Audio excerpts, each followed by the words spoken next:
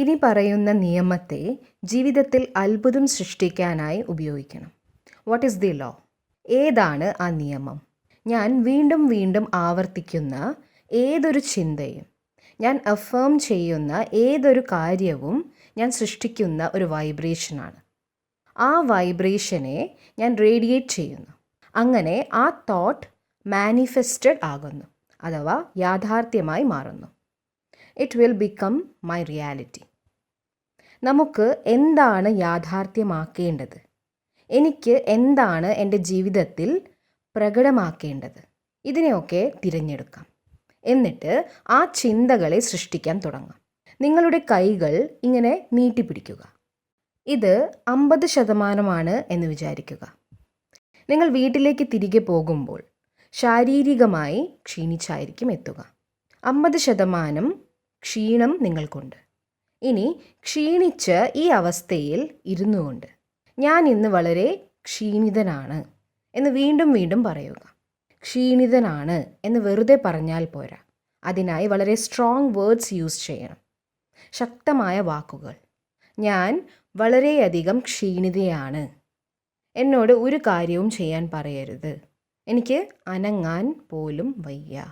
ഞാൻ ഇതേ വരികൾ 6, 7, 8 തവണ റിപ്പീറ്റ് ചെയ്താൽ എന്താണ് ഉണ്ടാവുക? ഞാൻ വളരെയധികം ക്ഷീണിതനാണ്, വളരെ ടയേർഡാണ്, എനിക്കൊന്ന് അനങ്ങാൻ പോലും വയ്യ, എൻ്റെ ശരീരമാകെ വേദനയാണ്, എൻ്റെ ഓരോ ജോയിൻസും വേദനിക്കുന്നു. അത്രയ്ക്ക് ക്ഷീണമൊന്നുമില്ലെങ്കിലും നമ്മൾ ഇതൊക്കെയാണ് പറയാറുള്ളത്. ആവർത്തിച്ചുള്ള ഈ ചിന്തകൾ കാരണം മുൻപ് 50% ഉണ്ടായിരുന്ന ക്ഷീണം കുറച്ചെങ്കിലും വർദ്ധിക്കുമോ? 50%-ൽ നിന്നും അത് 75%-ലേക്ക് ഉയരും. അല്ലെങ്കിൽ 60%-എങ്കിലും ആവും. ശരീരം ക്ഷീണം അനുഭവിക്കുന്നുണ്ട്. അതിലിപ്പോഴും ഒരു വ്യത്യാസവുമില്ല. ഞാൻ വളരെ കംഫർട്ടബിളായി ഈ സോഫയിൽ ഇരുന്ന് എൻ്റെ ശരീരത്തെക്കുറിച്ച് ചിന്തകൾ സൃഷ്ടിക്കുകയാണ് ചെയ്യുന്നത്. ഞാൻ സൃഷ്ടിക്കുന്ന ചിന്തകളാണ് എൻ്റെ ഫീലിങ്സിനെ മാറ്റുന്നത്. ഞാൻ എൻ്റെ ക്ഷീണത്തെ 60%-ആക്കി ഉയർത്തിക്കൊണ്ടിരിക്കുമ്പോൾ ആരെങ്കിലും വന്ന് ആ പുതിയ സിനിമ കാണാൻ പോയാലോ, ഞാൻ 2 ടിക്കറ്റ് എടുത്തിട്ടുണ്ട് എന്ന് പറയുന്നു. ഇത് കേൾക്കേണ്ട താമസം ആ 60% ക്ഷീണത്തിന് എന്താണ് സംഭവിക്കുക? ക്ഷീണം എന്തായി മാറും? പിന്നെ ആ ടയേർഡ് ഫീലിംഗ് എങ്ങോട്ടാണ് പോയത്? ശരീരം ക്ഷീണം അനുഭവിച്ചിരുന്നു എന്നത് സത്യമാണ്, അല്ലാതെ നമ്മൾ വെറുതെ പറഞ്ഞതല്ല. The body was tired. സിനിമയുടെ കാര്യം കേട്ട് നമ്മൾ ഉടൻ ഉഷാറായി സോഫയിൽ നിന്നും എഴുന്നേൽക്കും. ഇത് കാണുന്നവർ നിങ്ങൾ ആകെ ക്ഷീണിച്ചിരിക്കുകയല്ലേ എന്ന് ചോദിക്കും. ശരിയാണ്, ഞാൻ ടയേർഡാണ്. പക്ഷേ ഇപ്പോൾ സിനിമയ്ക്ക് പോകാൻ എനിക്ക് ഒരു കുഴപ്പവുമില്ല എന്നാണ് നമ്മൾ മറുപടി പറയുക. Where is the power? Where is the power? ക്ഷീണിച്ച് വീട്ടിലേക്ക് എത്തുന്ന സമയത്ത് ആരും എന്നെ സിനിമയ്ക്ക് പോകാൻ ക്ഷണിച്ചില്ലെങ്കിലും ഞാൻ ക്ഷീണത്തെ 50%-ൽ നിന്നും 60%-ലേക്ക് എത്തിച്ചു നിൽക്കുകയായിരുന്നു. വളരെയധികം ക്ഷീണിതനാണ് എന്നാണ് ഞാൻ റിപ്പീറ്റ് ചെയ്തുകൊണ്ടിരുന്നത്. ക്ഷീണത്തെ 40%-ലേക്ക് കുറച്ചു കൊണ്ടുവരാൻ ഞാൻ എന്താണ് ചെയ്യേണ്ടത്? ആദ്യം ഞാനാണ് 50-ൽ നിന്നും 60%-ആക്കി മാറ്റിയത്. ക്ഷീണത്തെ കൂടുതലാക്കാൻ എനിക്കാവുമെങ്കിൽ അതിനെ കുറയ്ക്കാനും 40%-ലേക്ക് കൊണ്ടുവരാനും എനിക്ക് കഴിയും. ഐ ആം എക്സ്ട്രീംലി ടയേർഡ് എന്ന് റിപ്പീറ്റ് ചെയ്തപ്പോൾ ടയേർഡ്നെസ് 60%-ആയി മാറി. ഇനി അതിനെ 40 ആക്കണം. 40% ആക്കാൻ ഞാൻ എന്താണ് പറയേണ്ടത്? ക്ഷീണം മാറ്റാനായി എപ്പോഴും സിനിമയ്ക്ക് പോകാൻ പറ്റില്ല, അല്ലേ? തോട്ട്. ഇപ്പോഴാണ് ആ നിയമം ഉപയോഗിക്കേണ്ടത്. Take the law, use the law. ഈ നിയമത്തെ നമുക്ക് ജീവിതത്തിലെ വലിയ വലിയ സാഹചര്യങ്ങളിൽ പോലും ഉപയോഗിക്കാനാവും. The law is whatever you want to see in reality, create the thought that it already is. നിങ്ങൾ എന്താണോ യാഥാർത്ഥ്യമായി കാണാൻ ആഗ്രഹിക്കുന്നത് അത് ഓൾറെഡി നടന്നു കഴിഞ്ഞു എന്ന് ഒരു ചിന്ത സൃഷ്ടിക്കുക. ഇതാണ് ആ നിയമം. ആ ഒരു കാര്യത്തെക്കുറിച്ചുള്ള ചിന്തകൾ സൃഷ്ടിക്കാൻ തുടങ്ങുക. അങ്ങനെ അത് യാഥാർത്ഥ്യമാകുന്നത് മുന്നിൽ കാണുക. ക്ഷീണിച്ചിരിക്കുന്ന എൻ്റെ ശരീരത്തിനെ എങ്ങനെയാക്കി മാറ്റാനാണ് ഞാൻ തോട്ട് ക്രിയേറ്റ് ചെയ്യേണ്ടത്? എന്താണ് യാഥാർത്ഥ്യമാക്കേണ്ടത് എന്ന് പറയണം. ഞാൻ ക്ഷീണിതനല്ല. ഓക്കെ, ഇത് ആദ്യത്തെ ഓപ്ഷനാണ്. ഇനി അതിനെ കുറച്ചൊന്ന് മാറ്റണം. കാരണം ആ ചിന്തയിൽ ഇപ്പോഴും ക്ഷീണം എന്ന വാക്കുണ്ട്. നമുക്ക് അതാണ് മാറ്റേണ്ടത്. വളരെയധികം ക്ഷീണം എന്നായിരുന്നു നമ്മൾ ആദ്യം പറഞ്ഞിരുന്നത്. അതുകൊണ്ടാണ് ക്ഷീണം അധികമായത്. ക്ഷീണിതനല്ല എന്ന് പറയുമ്പോൾ അത് അല്പം കുറയും. പക്ഷേ നമുക്ക് ക്ഷീണം എന്ന വാക്കിനെയാണ് ചിന്തകളിൽ നിന്ന് തന്നെ മാറ്റേണ്ടത്. അല്ലെങ്കിൽ ടയേർഡ് എന്ന വാക്കിനെ നമ്മൾ റീഎഫേം ചെയ്തുകൊണ്ടിരിക്കും.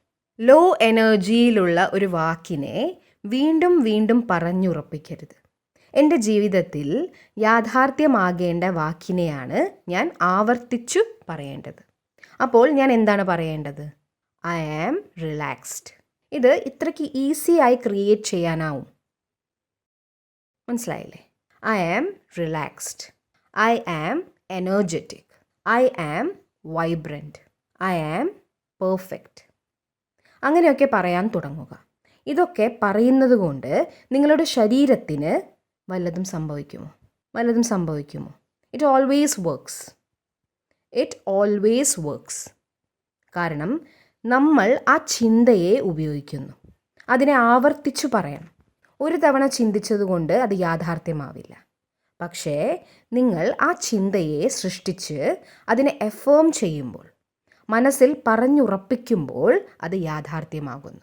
ദിവസവും നമ്മൾ എത്ര ലോ എനർജി വേർഡ്സ് ആണ് എഫേം ചെയ്യുന്നത് എന്നൊന്നും നോക്കണം. ഞാൻ സ്ട്രെസ്ഡ് ആണ് എന്ന് നിങ്ങളിൽ ആരൊക്കെയാണ് പറയാറുള്ളത്? പലരും ഇത് ഡെയിലി പറയാറുണ്ട്. മാത്രമല്ല, വൈകിട്ട് വീട്ടിലെത്തുമ്പോൾ നമ്മളിൽ ആരാണ് കൂടുതൽ സ്ട്രെസ്ഡ് എന്ന് ഒരു കോമ്പറ്റീഷൻ പോലെ പറയുകയും ചെയ്യും. ഞാൻ കുറച്ചു മാത്രം സ്ട്രെസ്ഡ് ആണ്, എനിക്ക് കുറച്ച് ക്ഷീണമേ ഉള്ളുവെങ്കിൽ അതും പ്രശ്നമാവും. ചോദിക്കാതിരിക്കുകയാണ് നല്ലത്. എൻ്റെ ഇന്നത്തെ ദിവസം അത്രയ്ക്ക് തിരക്കു പിടിച്ചതായിരുന്നു എന്ന് ഒരാൾ പറയുമ്പോൾ മറ്റേയാൾ അതിനേക്കാൾ കൂടുതൽ പറയും. ഒന്നും പറയാതിരിക്കുകയാണ് നല്ലത്. എൻ്റെ ഇന്നത്തെ ദിവസം അതിലും ഹെക്റ്റിക് ആയിരുന്നു. പറഞ്ഞു പറഞ്ഞ് നമ്മൾ ആ ദിവസത്തിൻ്റെ തീവ്രതയെ വർദ്ധിപ്പിക്കുകയാണ് ചെയ്യുന്നത്. പെരുപ്പിച്ച് പറയുമ്പോൾ നമ്മൾ ആ ദിവസത്തിൽ ഉണ്ടായ കാര്യങ്ങളുടെ മോശമായതും ബുദ്ധിമുട്ട് നിറഞ്ഞതും വെല്ലുവിളികൾ നിറഞ്ഞതുമായ വൈബ്രേഷൻസിനെ എൻ്റെ ജീവിത യാഥാർത്ഥ്യമാക്കി മാറ്റുകയും അതിനെ എൻ്റെ ഭാഗ്യമാക്കി മാറ്റുകയുമാണ് ചെയ്യുന്നത്. സാഹചര്യങ്ങൾ എത്ര തന്നെ മോശമാണെങ്കിലും, എത്ര തന്നെ ബുദ്ധിമുട്ടും നിറഞ്ഞതാണെങ്കിലും ഞാൻ ഒരു വാചകം മാത്രമേ യൂസ് ചെയ്യൂ എന്നാണ് മെഡിറ്റേഷനിലൂടെ പഠിപ്പിക്കുന്നത്. Everything is perfect. Everything is beautiful. ഞാൻ ഇത് തന്നെ പറഞ്ഞുകൊണ്ടേയിരിക്കുന്നു. ഞാനിത് പറഞ്ഞുകൊണ്ടേയിരിക്കുമ്പോൾ ആദ്യം പെർഫെക്റ്റായി മാറുന്നത് എന്താണ്? My state of mind. എൻ്റെ മാനസികാവസ്ഥയാണ് ആദ്യം പെർഫെക്റ്റ് ആവുക. കാരണം ഞാൻ ഒരു ഉയർന്ന ഊർജം നിറഞ്ഞ വാക്കാണ് ഉപയോഗിക്കുന്നത്. മാത്രമല്ല, ഈ സാഹചര്യം പെർഫെക്റ്റ് ആണ് എന്ന് വിശ്വസിക്കാൻ എൻ്റെ മനസ്സിനെ അനുവദിക്കുകയും ചെയ്യുന്നു. സാഹചര്യം എങ്ങനെയാണെന്നല്ല, നിങ്ങളുടെ മനസ്സ് അതിനെക്കുറിച്ച് എന്താണ് വിശ്വസിക്കുന്നത് എന്നതനുസരിച്ചാണ് കാര്യങ്ങൾ നടക്കുന്നത്. നമ്മൾ വളരെ കഠിനമായ രോഗങ്ങളിലൂടെ കടന്നു പോകുന്ന ധാരാളം പേരെ കണ്ടിട്ടുണ്ട്. എന്നാൽ അവർ വളരെ സന്തോഷമായി ഇരിക്കുന്നുണ്ടാവും. എന്നാൽ അതേ സമയത്ത് ചെറിയൊരു പനി വന്നാൽ പോലും അതിനെ വളരെ വലുതാക്കി വിഷമിച്ചിരിക്കുന്നവരുമുണ്ട്. സാഹചര്യങ്ങളല്ല കാരണം എന്നതിന് ഇതിലും വലിയ തെളിവുകൾ വേണം. It has nothing to do with the situation. എല്ലാം നഷ്ടപ്പെട്ടാലും സ്ട്രോങ് ആയി നിൽക്കുന്നവരുണ്ട്. കുഴപ്പമില്ല, എല്ലാം ശരിയാവും എന്നവർ പറഞ്ഞുകൊണ്ടേയിരിക്കും. എന്നാൽ സോഷ്യൽ മീഡിയ പോസ്റ്റിൽ വളരെ കുറച്ച് ലൈക്സ് കിട്ടി എന്ന് ഒരൊറ്റ കാരണം കൊണ്ട് ലോകത്തെ മുഴുവൻ വെറുക്കുന്ന ചിലരുമുണ്ട്. ഈ സിറ്റുവേഷനെ എന്ത് ചെയ്യാനാവും? എൻ്റെ ക്വാളിറ്റി ഓഫ് ലൈഫും സിറ്റുവേഷൻസുമായി ഒരു ബന്ധവുമില്ല. ഞാൻ ആ സിറ്റുവേഷനെക്കുറിച്ച് എങ്ങനെ ചിന്തിക്കുന്നു എന്നതാണ് പ്രധാനം. എല്ലാം പെർഫെക്റ്റ് ആണ്. എല്ലാം പെർഫെക്റ്റ് ആണ്. പെർഫെക്റ്റ് ആണ്. ഇങ്ങനെ ഞാൻ മനസ്സിൽ പറയാൻ തുടങ്ങുമ്പോൾ ഏറ്റവും ആദ്യം എൻ്റെ മനസ്സ് പെർഫെക്റ്റ് ആകാൻ തുടങ്ങും. അതായത് എൻ്റെ മനസ്സ് ഡിസ്റ്റർബ്ഡ് അല്ലാതെ ഇരിക്കും. പെർഫെക്റ്റ് ആണ് എന്ന് റിപ്പീറ്റ് ചെയ്യുമ്പോൾ ഞാൻ പെർഫെക്റ്റ് ആയ എനർജി എൻ്റെ ശരീരത്തിലേക്ക് വ്യാപിപ്പിക്കുന്നു. അതിലൂടെ എൻ്റെ ശരീരം സുഖപ്പെടുന്നു. ഒപ്പം ആ എനർജിയെ ഞാൻ ആ സാഹചര്യത്തിലേക്ക് റേഡിയേറ്റ് ചെയ്യാൻ തുടങ്ങുന്നു. You are perfect. You are perfect എന്നൊരു ഊർജം ഈ സാഹചര്യത്തിന് നൽകുന്നു. ഈ സാഹചര്യം എൻ്റെ ഗുണത്തിനു വേണ്ടി വന്നതാണ്. ഈ സാഹചര്യം എൻ്റെ നന്മയ്ക്കായി വന്നതാണ് എന്ന ഒരു വൈബ്രേഷൻ ആ സാഹചര്യത്തിനായി സൃഷ്ടിച്ചു കൊണ്ടിരിക്കുക. അപ്പോൾ സാഹചര്യം മാറാൻ തുടങ്ങും. സാഹചര്യം മാറിയാൽ ചുറ്റുമുള്ളവർ അതിനെ മിറാക്കിൾ എന്ന് വിളിക്കും. But it is not a miracle. ഒരു സാഹചര്യത്തെ പരിവർത്തനപ്പെടുത്താനായി നമ്മൾ മനസ്സിൻ്റെ ശക്തികളെ ഉപയോഗിക്കുമ്പോഴാണ് ലോകം അതിനെ അത്ഭുതം എന്ന് പറയുന്നത്. എന്നാൽ നമ്മൾ ഇതിനെ മനസ്സിൻ്റെ ശക്തി എന്നാണ് പറയുക. ഇനി വീണ്ടും കൈ ഇങ്ങനെ പിടിക്കുക. ഇതിൽ നിങ്ങളുടെ ഒരു പേഴ്സണൽ സിറ്റുവേഷനെ വയ്ക്കുക. പേഴ്സണലായ ഒരു കാര്യം. ഇത് ആരോടും പറയേണ്ട കാര്യവുമില്ല. അതൊരു ആരോഗ്യ പ്രശ്നമാവാം, ജോലി പ്രശ്നമാവാം, ബന്ധങ്ങളിലെ പ്രശ്നമാവാം, എൻ്റെ ചിന്താശൈലിയാവാം, എൻ്റെ ഒരു ശീലവുമാകാം. അങ്ങനെ എന്തുമാവാം. ആ സിറ്റുവേഷനെ ഇവിടെ വയ്ക്കുക. ഇനി നിങ്ങൾ ഇതിനായി ഒരു എഫർമേഷൻ ക്രിയേറ്റ് ചെയ്യണം. കാരണം അത് പേഴ്സണലാണ്. നമുക്ക് ഡിസ്കസ് ചെയ്യാൻ പറ്റില്ല. നിങ്ങൾ റിയാലിറ്റിയായി കാണാൻ ആഗ്രഹിക്കുന്നത് എന്താണോ അതേക്കുറിച്ചാണ് പറയേണ്ടത്. വാക്കുകൾ അങ്ങനെയായിരിക്കണം. അത് നടക്കണം, നടക്കുമെന്നാണ് വിചാരിക്കുന്നത്, നടന്നാൽ മതിയായിരുന്നു, നടക്കാനാണ് എൻ്റെ ആഗ്രഹം എന്നൊന്നും പറയരുത്. അത് നടന്നു കഴിഞ്ഞു. ഇങ്ങനെ ഒരു ചിന്തയാണ് ക്രിയേറ്റ് ചെയ്യേണ്ടത്. It has already happened. I am already successful. എനിക്ക് വിജയം ലഭിക്കുമെന്ന് പ്രതീക്ഷിക്കുന്നു എന്ന് പറയരുത്. ഞാൻ വിജയിയാണ് എന്ന് പറയണം. ഞാനത് നേടിക്കഴിഞ്ഞു. ഇതുപോലെ ഒരു വാചകം നിങ്ങളുടെ വ്യക്തിപരമായ പ്രശ്നത്തിനായി സൃഷ്ടിക്കുക. പറയുന്ന വാക്കുകളെ ശ്രദ്ധിക്കുക. അതിൽ നെഗറ്റീവായ ഒരു വാക്ക് പോലും ഉണ്ടാകാൻ പാടില്ല. ഒരു നെഗറ്റീവ് വേർഡ് പോലും വരരുത്. ആ പ്രശ്നത്തെക്കുറിച്ച് ഒരു വാക്ക് പോലും ആ ലൈനിൽ ഉണ്ടാവരുത്. സൊല്യൂഷനെക്കുറിച്ചുള്ള വാക്കുകളാണ് ആ ലൈനിൽ ഉണ്ടാകേണ്ടത്. അങ്ങനെ ആവരുത്, ഇങ്ങനെ ആവരുത് എന്നൊന്നും ഉണ്ടാവാൻ പാടില്ല. വേണ്ടത് എന്താണോ അതാണ് ആ ലൈനിൽ വരേണ്ടത്. അതിനായി ഹൈ വൈബ്രേഷണൽ വേർഡ്സ് അഥവാ ഉയർന്ന ഊർജം നിറഞ്ഞ വാക്കുകൾ തിരഞ്ഞെടുക്കണം. ആവറേജ് ആയ വാക്കല്ല ഉപയോഗിക്കേണ്ടത്. ഇതിനെ ഹയസ്റ്റ് ലെവലിൽ എങ്ങനെ കാണാൻ ആഗ്രഹിക്കുന്നുവോ അത് തിരഞ്ഞെടുക്കണം. നിങ്ങളിൽ എത്ര പേർക്ക് സ്വന്തം എഫർമേഷൻസ് ക്രിയേറ്റ് ചെയ്യാനായി എന്ന് പറയൂ. ഇത് അത്രയ്ക്ക് സിമ്പിളാണ്. അതിനൊപ്പം തന്നെ ഇത് അത്രയധികം പവർഫുള്ളുമാണ്. നിങ്ങൾക്ക് സ്വന്തം ഭാഗ്യം മാറ്റാനാവും. മാത്രമല്ല നിങ്ങൾക്ക് മറ്റുള്ളവരുടെ ഭാവിയെ ചേഞ്ച് ചെയ്യാൻ സഹായിക്കാനുമാവും.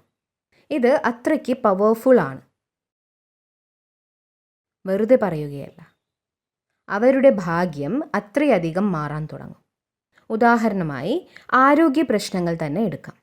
High blood pressure, high sugar level, വേദനകൾ, കഴുത്തുവേദന, മുട്ടുവേദന, അങ്ങനെ ധാരാളം ഹെൽത്ത് ഇഷ്യൂസ് ഇന്നുണ്ട്. എനിക്കൊരു ആരോഗ്യ പ്രശ്നം വന്നാൽ എൻ്റെ എഫേർമേഷൻ എന്തായിരിക്കണം? സാധാരണയായി നമ്മൾ എന്താണ് പറയാറുള്ളത്? ഇതേക്കുറിച്ചൊട്ടും ബോധവാന്മാരാകാതെ നമ്മൾ എത്ര തവണയാണ് നെഗറ്റീവ് ലൈൻസ് പറയാറുള്ളത് എന്ന് നമുക്ക് പോലും അറിയില്ല. ഹെൽത്ത് ഇഷ്യൂസ് വരുമ്പോൾ ഏത് എഫേർമേഷനാണ് സൃഷ്ടിക്കേണ്ടത്? എനിക്ക് ഹൈ ബ്ലഡ് പ്രഷർ ഉണ്ടെങ്കിൽ എന്താണ് ചെയ്യേണ്ടത്? എൻ്റെ ബ്ലഡ് പ്രഷർ ലോ ആണ് എന്ന് പറയരുത്. അങ്ങനെ പറഞ്ഞാൽ ഒരാഴ്ച കൊണ്ട് പ്രഷർ ലോ ആവും. ഉപയോഗിക്കുന്ന വാക്കുകൾ വളരെ പ്രധാനമാണ്. എൻ്റെ ബ്ലഡ് പ്രഷർ നോർമലാണ്. അതിൻ്റെ അളവ് മനസ്സിൽ കാണണം, കൃത്യതയോടെ കാണണം. ഈസി അല്ലേ? എൻ്റെ BP level, sugar level normal ആണ്. ഒപ്പം അതിൻ്റെ നോർമൽ ലെവലും എഫേം ചെയ്യുക. ഷുഗർ ലെവൽ നോർമൽ ആണ് എന്നതിന് പകരം നമ്മൾ ഞാൻ ഡയബറ്റിക് ആണ് എന്നാണ് പറയാറുള്ളത്. നമ്മൾ അത് പറഞ്ഞുകൊണ്ടേയിരിക്കും. അത് ശരീരത്തിലേക്ക് റേഡിയേറ്റ് ചെയ്തുകൊണ്ടേയിരിക്കും. എന്നിട്ട് അങ്ങനെ തന്നെ അതിനോടൊപ്പം നമ്മൾ ജീവിക്കുകയും ചെയ്യും. It's mind over matter. It's mind over matter. മരുന്ന് കഴിക്കാതിരിക്കുക എന്നല്ല ഇതിനർത്ഥം. മരുന്നുകൾക്കൊപ്പം മനസ്സിൻ്റെ ശക്തിയെ ഉപയോഗിച്ച് ശരീരത്തിനെ സുഖപ്പെടുത്തുക. Heal the body.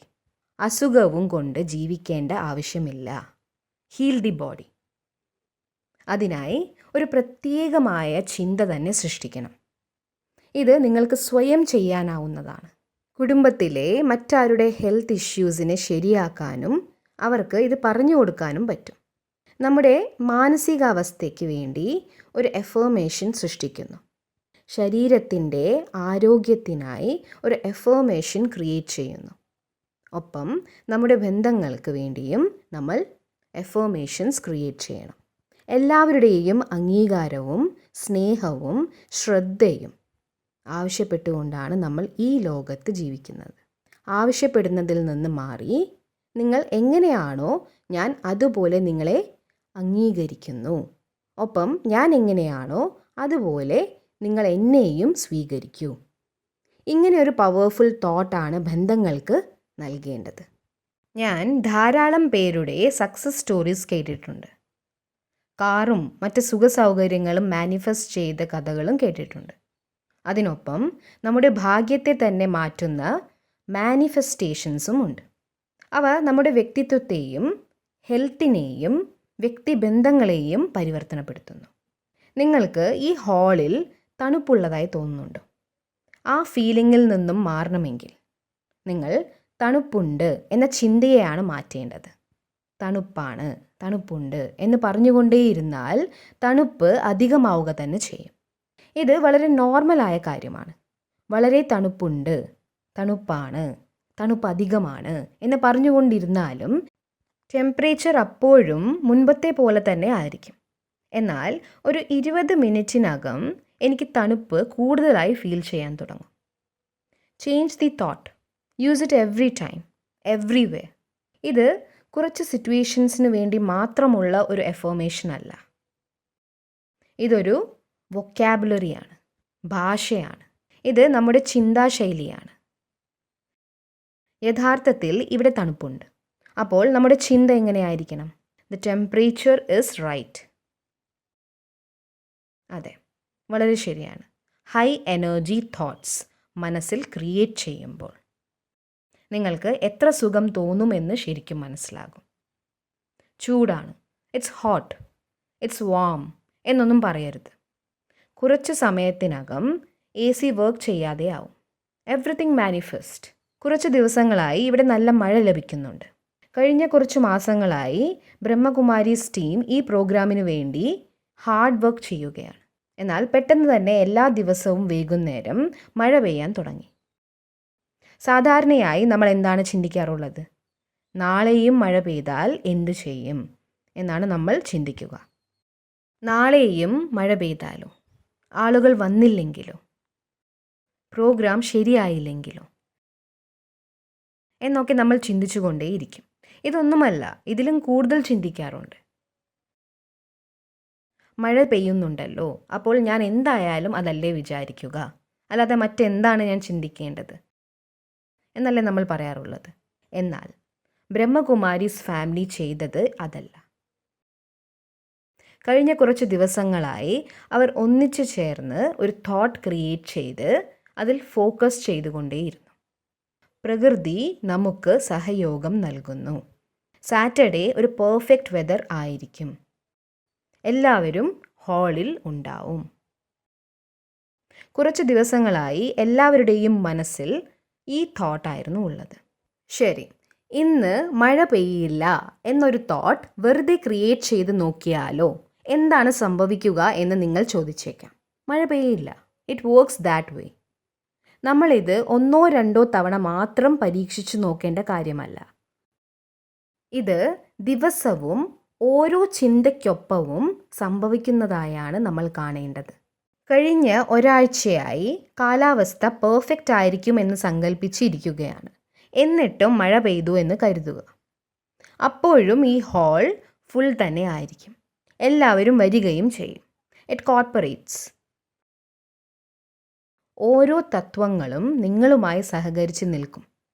കാരണം നിങ്ങളുടെ മനസ്സാണ് തത്വങ്ങളെക്കാൾ ഉയർന്നു നിൽക്കുന്നത്. നമ്മളാണ് നമ്മുടെ ചിന്തകളിലൂടെ സ്വന്തം ലോകം ഉണ്ടാക്കുന്നത്. ചിന്തകളെ പരിവർത്തനപ്പെടുത്തുന്നതിലൂടെ നമ്മുടെ ലോകം തന്നെ മാറും. ഇനി വീണ്ടും പറയും, ഈ ഹാളിലെ ടെമ്പറേച്ചർ എങ്ങനെയാണ്? വളരെ നല്ല ഭാഷ തന്നെ നമ്മൾ ഉപയോഗിക്കാൻ പഠിക്കണം. ഇവിടെ നിന്നും പുറത്തേക്കിറങ്ങി റോഡിലേക്ക് എത്തിയാൽ നിങ്ങൾ എന്താണ് പറയുക? 8 മണിയല്ലേ, തീർച്ചയായും ട്രാഫിക് ജാം ഉണ്ടാകുക തന്നെ ചെയ്യും, അല്ലേ? ഇങ്ങനെയല്ലേ നമ്മൾ പറയാറുള്ളത്. നമ്മൾ ദിവസവും ഉപയോഗിക്കുന്ന ഭാഷയും ഇതാണ്. ദിവസവും ട്രാഫിക് ജാം ഉണ്ടാവാറുണ്ട് എന്നത് ഒരു സത്യമാണ്. എന്നാൽ ഇന്ന് നിങ്ങൾ ഒരു തോട്ട് ക്രിയേറ്റ് ചെയ്യണം.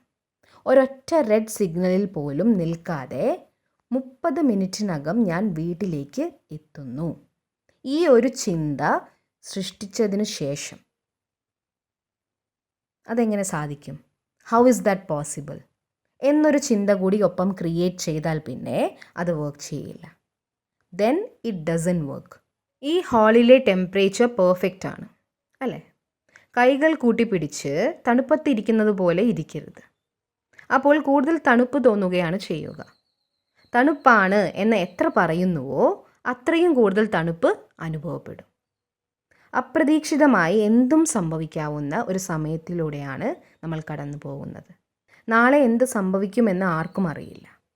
ചുറ്റുപാടിലും എന്ത് തന്നെ സംഭവിച്ചാലും മനസ്സും ശരീരവും പെർഫെക്റ്റായി ഫീൽ ചെയ്യുന്ന അവസ്ഥയിലേക്ക് നിങ്ങൾ അവനവനെ പാകപ്പെടുത്തണം. അങ്ങനെ ക്രമീകരിക്കാനുള്ള മനസ്സിൻ്റെ ശക്തിയെ ഉപയോഗിക്കണം. റിലേഷൻഷിപ്സിനു വേണ്ടി എന്താണ് ചിന്തിക്കേണ്ടത്? ഞാൻ ആളുകളെ അവരെങ്ങനെയാണോ അതേപടി അംഗീകരിക്കുന്നു. അപ്പോൾ ബന്ധങ്ങൾ ശക്തമായും പരസ്പര ബഹുമാനത്തോടെയും നിലനിൽക്കും. ചില പ്രത്യേക ബന്ധങ്ങളിലെ പ്രത്യേക പ്രശ്നങ്ങൾക്കായും നിങ്ങൾക്കിത് ചെയ്യാനാവുന്നതാണ്. എൻ്റെ ജീവിതത്തിലെ ഏറ്റവും സുന്ദരമായ ബന്ധം ഇതാണ്. ഞാനും ഇവരും വളരെ ഐക്യത്തോടെ ജീവിക്കുന്നു. ഒരു ദിവസം സെൻറ്ററിൽ ഒരു സഹോദരി വന്നു. അവർ തൻ്റെ ഒരു സ്റ്റാഫിന് ഉണ്ടായ അനുഭവം ഞങ്ങളുമായി പങ്കുവയ്ക്കുകയുണ്ടായി. അവർ പറഞ്ഞു, ഒരു സ്റ്റാഫ്, അവർക്ക് 3 കുട്ടികൾ ഉണ്ടായിരുന്നു. ഹസ്ബൻഡ് കൂടെയില്ല. കുട്ടികളെ അവർ ഒറ്റയ്ക്കാണ് നോക്കിയിരുന്നത്. സ്വന്തം കുട്ടികളെക്കുറിച്ചോർത്ത് അവർ വളരെയധികം ആദി പിടിച്ച അവസ്ഥയിലായിരുന്നു. ഞാൻ അവരെ മെഡിറ്റേഷൻ റൂമിൽ കൊണ്ട് ചെന്നിരുത്തി. എന്നിട്ട് പറഞ്ഞു, മനസ്സിൽ ഒരു തോട്ട് ക്രിയേറ്റ് ചെയ്യും. ഹസ്ബൻഡ് ഞങ്ങളുടെ ജീവിതത്തിലേക്ക് തിരിച്ചു വരികയും കുട്ടികളുടെ മുഴുവൻ ഉത്തരവാദിത്വം ഏറ്റെടുക്കുകയും ചെയ്യുന്നു. എന്നാൽ ആ സ്ത്രീ പറഞ്ഞു, അദ്ദേഹം ജീവിച്ചിരിപ്പുണ്ടോ എന്ന് പോലും എനിക്കറിയില്ല. വർഷങ്ങളോളമായി ഒരു വിവരവുമില്ല. എനിക്ക് അദ്ദേഹത്തെക്കുറിച്ച് ഒന്നും അറിയില്ല. എന്നാൽ ഈ സഹോദരി അവരോട് തൻ്റെ അനുഭവത്തെക്കുറിച്ച് പറഞ്ഞ് മനസ്സിലാക്കി കൊടുത്തു. എന്നിട്ട് വെറുതെ ഈ തോട്ട് സ്വയം പറഞ്ഞുകൊണ്ടിരിക്കാൻ പറഞ്ഞു. വെറുതെ പറഞ്ഞാൽ മാത്രം മതി എന്ന് പറഞ്ഞു. Start saying it. 10 ദിവസം അവർ ഒന്നിച്ച് മെഡിറ്റേഷൻ റൂമിലിരുന്ന് ഈ ചിന്തയെ മനസ്സിൽ ഉറപ്പിച്ചു. കാരണം ആ അമ്മയ്ക്ക് ഒറ്റയ്ക്ക് മെഡിറ്റേഷൻ റൂമിൽ ഇരിക്കാൻ പോലും കഴിഞ്ഞിരുന്നില്ല. ഹസ്ബൻഡ് തിരിച്ചു വന്നു. കുട്ടികളുടെ ഉത്തരവാദിത്വം ഏറ്റെടുക്കുന്നു. ഈ ഒരു തോട്ട് അവർ ക്രിയേറ്റ് ചെയ്യാൻ തുടങ്ങി. അവരത് വിശ്വസിക്കുന്നുണ്ടായിരുന്നില്ല. എങ്കിലും അവർ ആ വരികൾ മനസ്സിൽ പറഞ്ഞുകൊണ്ടേയിരുന്നു. അവിടെ ഇരുന്ന് പറഞ്ഞുകൊണ്ടേയിരുന്നു. 11ാമത്തെ ദിവസം ലോകത്തിൻ്റെ ഏതോ ഒരു കോണിൽ നിന്നും അവരുടെ ഹസ്ബൻഡ് അവർക്ക് ഒരു ഫേസ്ബുക്ക് ഫ്രണ്ട് റിക്വസ്റ്റ് അയച്ചു. ഇത് സംഭവിച്ച കാര്യമാണ്. കഴിഞ്ഞ ആഴ്ച സംഭവിച്ചതാണത്. വർഷങ്ങളോളമായി ഒരു ബന്ധവുമില്ലാതെ ഇരുന്ന ഒരാളെക്കുറിച്ച് അത്രയ്ക്ക് എളുപ്പത്തിൽ വിവരം ലഭിച്ചു. അവർ ഇതിനായി ഒരു ചിന്തയാണ് ഉപയോഗിച്ചത്. അയാളിലേക്ക് അവർ ആ ചിന്തയാണ് അയച്ചുകൊണ്ടിരുന്നത്. നിങ്ങൾ ഞങ്ങളുടെ ജീവിതത്തിലേക്ക് തിരിച്ചു വന്നു. നിങ്ങൾ ഞങ്ങളുടെ കൂടെയുണ്ട്. നമ്മുടെ കുട്ടികളെ നിങ്ങൾ നന്നായി നോക്കുന്നു. അങ്ങനെ ഫ്രണ്ട് റിക്വസ്റ്റ് വന്നു. അവരിപ്പോഴും അഫർമേഷൻ തുടർന്നുകൊണ്ടിരിക്കുന്നുണ്ട്. ബാക്കി കാര്യങ്ങളും നടക്കുക തന്നെ ചെയ്യും എന്ന കാര്യം ഉറപ്പാണ്. It is certain. It always works. It always works. ഇതൊരു നിയമമാണ്. നിയമം ആരിലും എപ്പോഴും പ്രവർത്തിക്കുക തന്നെ ചെയ്യും.